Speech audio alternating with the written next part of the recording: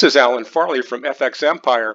Walt Disney Company wrapped up a multi-year uptrend around 120 in 2015 and entered this very complex corrective pattern, which carved the outline of a big symmetrical triangle into 2019 when the company announced the release date for the new Disney Plus streaming service. That triggered a very big and healthy breakout and three higher highs into this big high up here, this all-time high above 150. That was right at the end of 2019. The stock pulled back into February, and then it collapsed during the pandemic shutdowns because so many of the company's divisions were affected. It failed to break out, and then it failed to triangle support in March. Now, the bounce in the second quarter came back up to this new triangle resistance level, and it remounted it.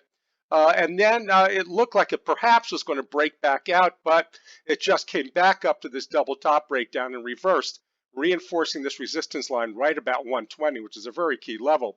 Now you can see that the 200-day moving average has dropped down to 120 as well. It shows what a tough barrier it is, and the stock is unlikely to break out until many more of its divisions are operating normally, and that's unlikely to happen in 2020.